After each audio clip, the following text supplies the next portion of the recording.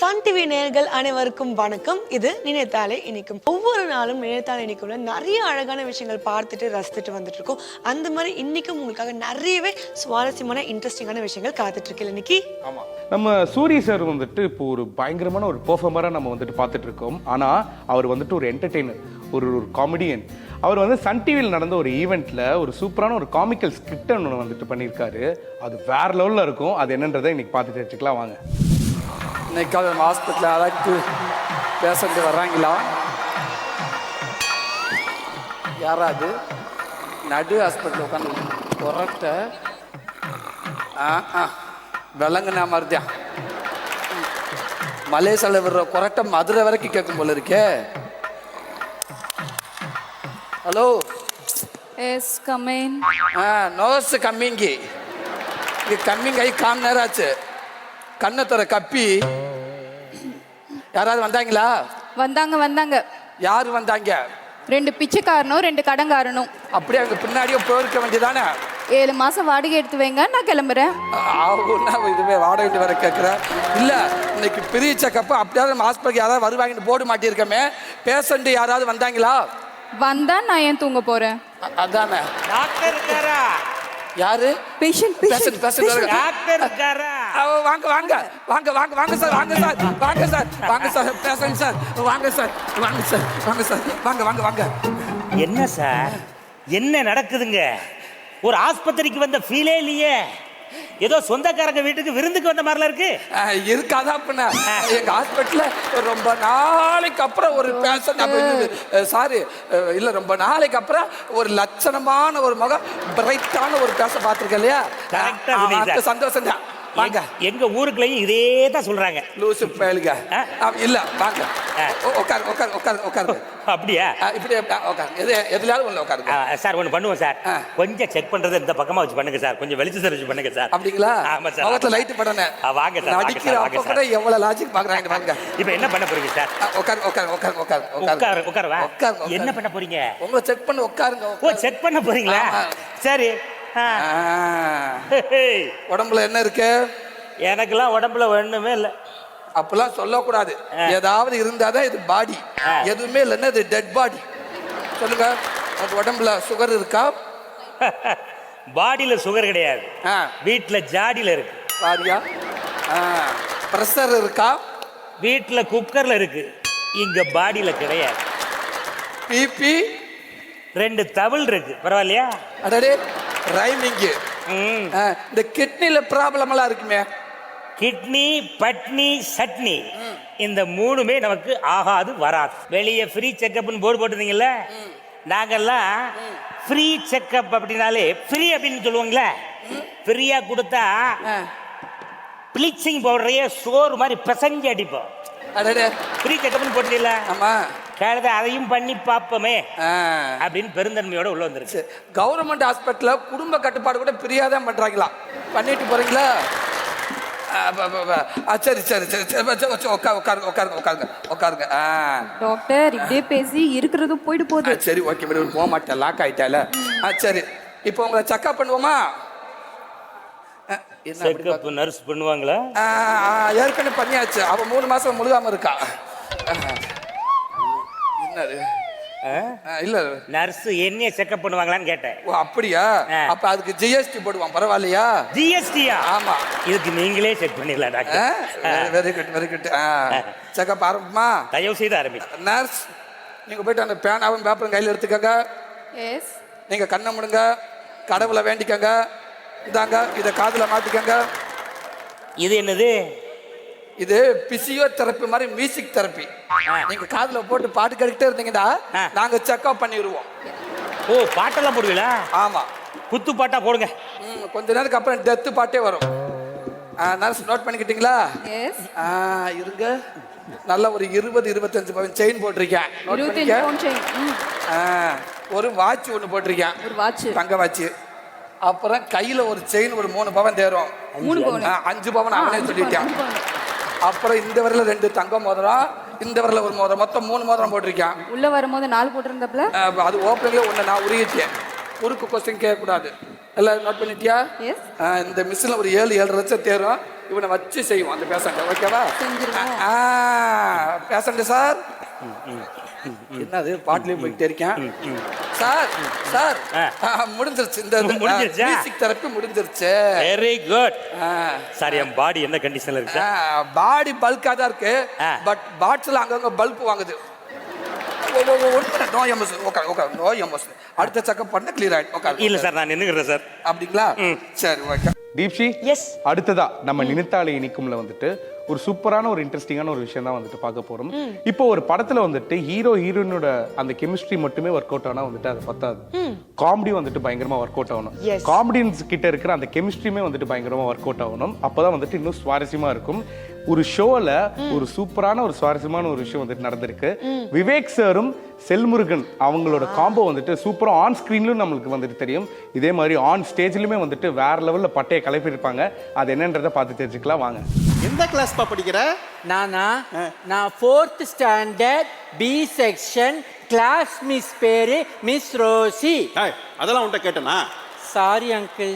அப்புறமா கேட்பேன், சொல்லணும். சரியா? ஓகே. என் தம்பி 4th ஸ்டாண்டர்ட் படிக்கிறேன்னு சொல்ற, மீசெல்லாம் வளர்ந்துருக்க. உன்னை பார்த்தா ஸ்டூடெண்ட் மாதிரி எனக்கு நம்பிக்கை வரலையே. அங்கிள், நீங்க மட்டும் சினிமாவில் 30-40 வயசு ஹீரோவுக்கு மீசையை எடுத்துட்டு யூனிஃபார்ம் கொடுத்து ஸ்கூல் பையனை நடிக்க வைக்கிறீங்க. அதையெல்லாம் இவங்க பார்க்குறாங்கல்ல. ஆமா ஆமா, அப்ப நான் நடிச்சா பார்க்க மாட்டாங்களா? கரெக்டு தான். மீசை ஓகே, தொப்பை லைட்டா இருக்கே. தொப்பையா? அது ஹேனி கேன், ஏய், தண்ணி கேன். நிறைய வாட்டர் குடிப்பேன். சரி சரி சரி. இப்போ உனக்கு பிடிச்ச சப்ஜெக்ட் எது? எனக்கு பிடிச்ச சப்ஜெக்ட் மேத்தமேட்டிக்ஸ். Very good. மேத்தமெட்டிக்ஸ்ல உனக்கு யார்ப்பா இன்ஸ்பிரேஷன்? எனக்கு மேத்தமேட்டிக்ஸ்ல கணித மேதை ராமானுஜம். Okay, super. அப்புறம் ஆர்யா. நடிகர் ஆர்யாவா? ஆ, ராமானுஜம் ஓகே. நடிகர் ஆர்யாவுக்கும் மேக்ஸுக்கும் என்னப்பா சம்பந்தம்? சம்மந்தம் இருக்கு அங்கிள். எப்படி? கணித மேதை ராமானுஜம் கணக்கு போடுவாரு, ஆ, ஆர்யா கணக்கு பண்ணுவாரு. ஓ, புரியலையா? புரியலையே தம்பி. புரிஞ்சவங்க புரிஞ்சுக்கோங்க, புரியாதவங்க புரிஞ்சவங்கிட்ட கேட்டு தெரிஞ்சுக்கோங்க. எனக்கு புரியல தம்பி. அப்படி சைடில் போய் சொரிஞ்சுக்கோங்க. சரி, மேக்ஸ் சம்பந்தமாக ஒரு கொஸ்டின் கேட்கவா? கேளுங்க. ஓ, Chennai to Tambaram 30 kilometre. Okay. அப்பனா அது மீட்டர்ல எவ்வளவு வரும்? மீட்டர்லையா? 1000 metre is equal to 1 kilometre. So Chengalpattu Tindivanam 40 kilometres. அப்பனா அது மீட்டர்ல எவ்வளவு வரும்? அது வந்து 1 மதுரை டு திண்டிவனம் 70 கிலோமீட்டர்ஸ். அப்பனா அது மீட்டர்ஸ்ல எவ்வளவு வரும்? இப்போ சிம்பிளா ஒரு கொஸ்டின் கேக்குறேன். ஓகே. உங்க டாடி உங்க வீட்டுக்கு வரும்போது 10 சாக்லேட் வாங்கிட்டு வராரு. 10 சாக்லேட்டா? ஐ, அதுல 8 சாக்லேட்டை பக்கத்து வீட்டு ஆன்ட்டிக்கு கொடுத்துடுறாரு. ஆ. அப்பனா உனக்கு என்ன வரும்? எனக்கு எங்க டாடி மேல டவுட் வரும். எனக்கே லைட்டா வருதுப்பா. சரி, மலேசியா சாப்பாட்டுல உனக்கு எது ரொம்ப பிடிச்சிருக்கு? மலேசியா சாப்பாடு எல்லாமே எனக்கு ரொம்ப பிடிக்கும் அங்கிள். அதுலயும் நம்ம தமிழர்களுடைய சாப்பாடு ரொம்ப பிடிக்கும். இருந்தா கூட ஒரு ஐட்டம் எனக்கு ரொம்ப பிடிக்கும். என்னது? அந்த ஐட்டம் பேரு நாசர் வளர்த்த குரங்கு. நாசர் வளர்த்த குரங்கா? என்ன தம்பி, நாசர் சாரு நாய் வளர்ப்பாரு, குரங்கு வளர்ப்பா, இது பூனை வளர்ப்பாரு, குரங்கெல்லாம் வளர்க்க மாட்டாரு. இல்ல, அது அந்த மாதிரி தான் வரும். அது வந்து ரைஸ் வச்சு அது மேல ஒரு எக்கை வந்து ஃப்ரை பண்ணி வச்சு. தம்பி, அது நாசி கோரேங். நாசி கோரேங்கா? சாரி அங்கிள், தெரியாம சொல்லிட்டேன். நாசர் அங்கிள்கிட்ட நீங்க போய் எனக்காக மன்னிப்பு கேளுங்க. கீழே இறங்கும் போது வாங்கிக்கோ. சரி, okay. தமிழ்நாட்டு ஃபுட்ல எது உனக்கு ரொம்ப பிடிக்கும்? லெமன் ரைஸா, கர்ட் ரைஸா, டொமேட்டோ ரைஸா? எனக்கு பிக் பாஸ் ரைஸா தான் ரொம்ப பிடிக்கும். சரி, உனக்கு மியூசிக் பிடிக்குமா? ரொம்ப பிடிக்கும். Gopa கங்னம் style, Gopa கங்னம் style, Gopa Gopa Gopa Gopa. எதுக்கு மியூசிக் பிடிக்குமான்னு கேட்டா மாவாட்டிட்டு இருக்க? ஐயோ, மாவாட்ல அங்கிள், இதுதான் ட்ரெண்ட் இப்போ. எல்லாருக்கும் தெரிஞ்ச பாட்டா ஒண்ணு பாடுப்பா. எல்லாருக்கும் தெரிஞ்ச பாட்டா? செந்தூரா ஆ சேர்ந்தே போவோம் செந்தூரா ஆ சேர்ந்தே போவோம் செந்தூரா ஆ. வேணாம் வேணாம், போயிடுவோம் போல இருக்கு. வேற கேள்வி கேட்கிறேன். மியூசிக் டைரக்டர்ல உனக்கு யாரை ரொம்ப பிடிக்கும்? மியூசிக் டைரக்டர்ஸ்னா எனக்கு வந்து M S Viswanathan uncle, Ilaiyaraaja uncle, A R Rahman uncle, அப்படி ஆரம்பிச்சு எல்லா மியூசிக் அங்கிளையும் பிடிக்கும். இப்போ வந்திருக்காங்கல்ல லேட்டஸ்டாக ஒரு அங்கிள், அவரு கூட எனக்கு ரொம்ப பிடிக்கும். யாருப்பா? அவர் வந்து சடனா ஓல்டானவன். சடனா ஓல்டானவன் அப்படித்தான் அவர் பேர் வரும். அப்படி யாரும் இல்லையேப்பா. அதான் வெண்பனி மலரே. தம்பி, அது சடனா ஓல்டானவர் கிடையாது, ஷான் ரோல்டன். சாரி அங்கிள், எனக்கு ரோல்டான்னு வந்தோடனே டங்கு ரோல் ஆயிடுச்சு. அந்த அங்கிளை பார்த்தா எனக்கு மன்னிப்பு அடிக்கடி ரோல் ஆகுது, நீங்க அவர்கிட்ட வாங்கிக்கோ. Okay okay. இப்போ இன்னொரு கற்பனையா ஒரு இது கேட்கிறவன்ட்ட கேளுங்க அங்கிள். இப்போ நீ ஒரு சினிமா டைரக்டர், ஐ சரியா? இப்போ நீ ஒரு சினிமா மியூசிக் டைரக்டரை கூப்பிட்டுக்கிட்டு சிங்கப்பூருக்கு கம்போசிங் போகணும். இப்பெல்லாம் கம்போசிங் பேங்காக்கு தான் போறாங்க அங்கிள், அங்கே தான் நல்லா கம்போசிங் பண்றாங்க. அது எங்கன்னா போயிட்டோம், ஆனா ஃப்ளைட்ல உனக்கு ஒரே ஒரு டிக்கெட் தான் இருக்கு. இவரை எப்படி கூட்டு போவ? யாரை கூட்டு போவ? ஒரு டிக்கெட் யாருக்கும் தெரியாம ஒரு மியூசிக் டைரக்டரை கூட்டு போகணுமா? அப்பனா நான் வந்து அனிருத் அங்கிளை தான் கூட்டு போவேன். டிக்கெட் தான் இல்லையாப்பா, அவர் எப்படி கூப்பிட்டு போவ? அதுதான் ஈஸி. எப்படின்னா அனிருத் அங்கிளை எடுத்து இந்த நாதஸ்வர கவர் இருக்குல்ல, ஆமா, நீட்டா இருக்கும், அது உள்ள போட்டு அப்படியே எடுத்து பக்கத்துல வச்சுக்கிட்டு ஹேண்ட் லக்கேஜ் மாதிரி போயிடுவேன். சூப்பர் ஐடியா தம்பி. சப்போஸ் கடைசி நேரத்துல திடீர்னு ஸ்ரீகாந்த் தேவா அங்குலம் வரேன்னு சொல்லிட்டாருன்னா? ஸ்ரீகாந்த் தேவாவா? ஆ, அவரை எப்படி யாருக்கும் தெரியாம? கஷ்டம். அவரை கார்கோல போட்டு எடுத்துட்டு போயிடுவேன். சூப்பர் ஐடியா தம்பி. சரி, வந்துட்டாரு அங்கிளே, வந்துட்டாரு. ஐயோ, தேங்க்ஸ் அங்கிள். Thank you. தப்பா Thank you. எடுத்துக்காதீங்க அங்கிள். உனக்கு 6 பேக் ட்ரை பண்றீங்களா அங்கிள்? Thank you uncle. நிக்கி, அடுத்து நம்ம நினைத்தாலே நிற்கும் ஒரு 2 பேர் ஜாம்பவான்களை பற்றி தான் பார்க்க போகிறோம். ஒன்று இளையராஜா சார் அவர்கள், இன்னொன்று நம்ம சூப்பர் ஸ்டார் ரஜினிகாந்த் சார் அவர்கள். 2 பேருமே அவங்களோட துறையில் நிறையவே சாதிச்சிருக்காங்க. ஆனால் 2 பேரும் இணைஞ்சு ஒரே மேடையில் அவங்கள பற்றின நிறைய அழகான மெமரி ஷேர் பண்ணுறதை நம்ம இப்போ பார்த்துடலாம். Is there anything that you want to tell Raja sir? இந்த ராஜா சார் வந்து அந்த சாங்ஸால் மட்டும் வந்து சினிமா இண்டஸ்ட்ரி வந்து பிரபலமானார் அப்படின்னு சொல்லிட்டு எல்லாரும் வந்து ரொம்ப இண்டஸ்ட்ரியே வந்து அவருக்கு வந்து மதிப்பு கொடுத்தது, மரியாதை கொடுத்தது அப்படிங்கிறதுக்கு வந்து அவருடைய மியூசிக் அதுக்காக மட்டும் இல்லை, அவர் சினிமா இண்டஸ்ட்ரி நல்லா இருக்கணும், ப்ரொடியூசர்ஸுங்க நல்லா இருக்கணும், டைரக்டர்ஸுங்க நல்லா பேர் வாங்கணும் அப்படிங்கிறதுக்காக அவர் எவ்வளோ கஷ்டப்பட்டிருக்காங்க அப்படிங்கிறது அது வந்து இண்டஸ்ட்ரியில் இருக்கிறவங்களுக்கு தெரியும். ஸோ அந்த காலத்தில் 70s, லேட் 70s வந்து மிடில் அர்லி 80s எல்லாமே தீபாவளி, பொங்கல், ஏப்ரல் 14 அப்போல்லாம் வரும்போதெல்லாம் 14-15 படங்கள் ரிலீஸ் ஆகும். 14 படம் ரிலீஸ் ஆச்சுன்னு சொன்னால் 10-12 படம் ராஜா சார் தான் மியூசிக்காக இருக்கும்.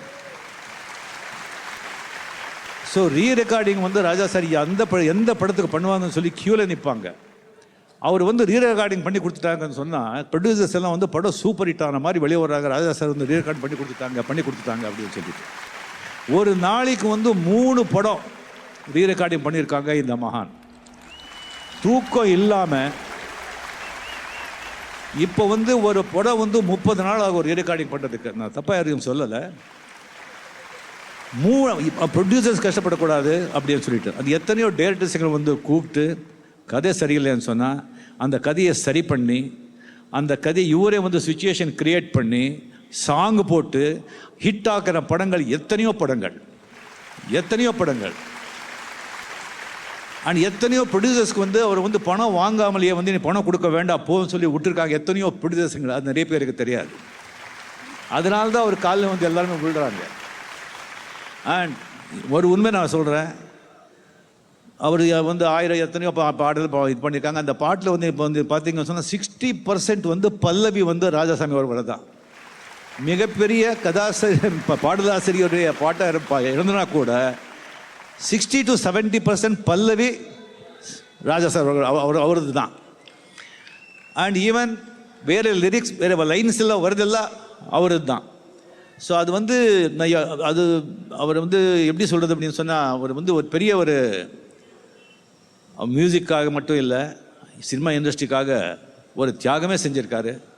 ஸோ அவருக்கு வந்து இந்த கிடைக்கிற அந்த மரியாதை எல்லாம் வந்துட்டு அது தானாக வந்த மரியாதை அவங்களுக்கு தான். அவருடைய அப்படி வந்து எப்படி அவர் பிரபலமாக இருக்கும்போது எப்படி வாழ்ந்தார் அப்படிங்கிறதுக்கு ஒரு பெரிய எடுத்துக்காட்டு நம்முடைய ராஜாசாமி அவர்கள். ஸோ அவர் எப்போவுமே சந்தோஷமாக நிம்மதியாக வாழணும். சரஸ்வதியும் எப்போவுமே அவர் கூட இருக்காங்க. லக்ஷ்மியும் இப்போ நிறைய அவர் கூட இருக்காங்கன்னு நினைக்கிறேன். ஸோ சந்தோஷமாக வந்து எப்போவும் இருக்கணும். சரஸ்வதியை விட லட்சுமி இல்லை சாமி. சாமி இப்போ ஏதோ பண்ணிக்கல, ஏதோ வரணும் பணம் வரணும்னு சொல்லி அது வருது இல்லை. அதான் அது சரஸ்வதினால வர்றதுனால அதுவும் சரஸ்வதி தான். சாமி எது அதுவும் சரஸ்வதினால தானே வருது. ஸோ இப்போ லக்ஷ்மி பெருசா சரஸ்வதி பெருசா? அது வேண்டாம், வேண்டாம். அது ரெண்டும் பெருசு தான். ஒரே ஒரு கேள்வி, எப்பவாவது உங்களை ரெக்கார்டிங் தியேட்டருக்குள்ள உங்களை அந்த ஹெட்ஃபோன் போட்டு மைக் முன்னாடி ஏதாவது பேச வச்சிருக்காரா, பாட வச்சிருக்காரா? பாட வச்சிருக்காங்களே. நான் வேண்டாம் சொன்னா கூட மன்னன்ல வந்துட்டு மன்னன்ல எஸ் எஸ் மன்னன்ல வந்து பிரமாதமா அவர் ஞாபகம் இருக்கா அந்த பாட்டு? கொஞ்சம் எங்களுக்கா பாடுவீங்களா? பாடினதே வந்து 6 லைன் தான். அது 6 மணி நேரம் ஆச்சு. இப்ப ஞாபகம் இருக்கா 2 லைன்? சாரியா? சாரி. சரி, இப்போ ஒண்ணு மட்டும் கேக்குறேன். ராஜா சார் பாட்டு எத்தனையோ இருக்கு, 1000 படங்கள், 6000 பாடல்களுக்கு மேல. ஏதாவது ஒரு பாட்டு உங்க மனசுல நிக்கிறது ஏதாவது சொல்ல முடியுமா? எத்தனையோ பாட்டுகள், ஏதாவது ஒண்ணு சொல்லுங்க போதும். எத்தனையோ அதாவது வந்து ஒரு ஹீரோவுக்கு வந்துட்டு ஒரு முரட்டுக்காளி பொதுவாக என் மனசு அதை விட வந்து ஒரு பாட்டு வேணுமா? இப்போ ராமனே ஆண்டாலும் இப்போ கூட அந்த பாட்டு வந்தாலும் இதாயிட்டு இருக்கு. ஊரே தெரிஞ்சுக்கிட்ட அதை விட ஒரு சாங்கா. அதுக்கப்புறம் வந்து காதலில் தீபம் அது ஒரு பாட்டு. பட் 100% உண்மையாக சொல்லணும், எம் படங்களை விட கமல்ஹாசன் படங்களுக்கு நல்ல மியூசிக் போட்டு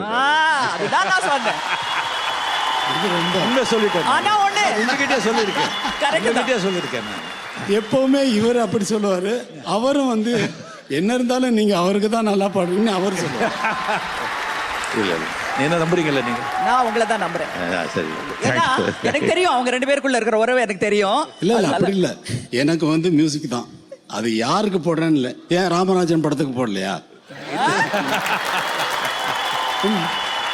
மோகனுக்கு மைக் மோகன் பேர் வச்சுக்கல நீங்க. நான் சொன்னது நமக்கு பாட்டுல வித்தியாசமே கிடையாது. உங்களுக்கு போட்டா ஆனா சுவாமி நான் சொன்னது சாமி கமல்ஹாசனுக்கோ எனக்கும் சண்டை வந்தாச்சு சாமிக்குள்ள. எனக்கு ரொம்ப பிடிக்கும் உங்க 2 பேருக்கும் இருக்கிற சின்ன அந்த பிரேம கலகம்னு சொல்லுவாங்க. அது அப்போல இருந்து இப்போது வரைக்கும் தொடர்ந்துட்டே இருக்கு. கலகம் இல்ல, அவரோட மனசுல இருக்கிறத அவர் சொல்றாரு. ஆமா, நீங்களும் சொல்லுவீங்க. நல்லா இருக்கும், ரொம்ப அழகா இருக்கும். அதுவும் உங்களை ரொம்ப காலத்துல இருந்து தெரிஞ்ச எங்களுக்கெல்லாம் உங்களோட இன்டராக்ஷன் பார்க்கறதுக்கு ரொம்ப ரொம்ப ரொம்பவே சந்தோஷமா இருக்கும். Thank you so much sir. Thank you so much for your patience. Thank you. Thank you.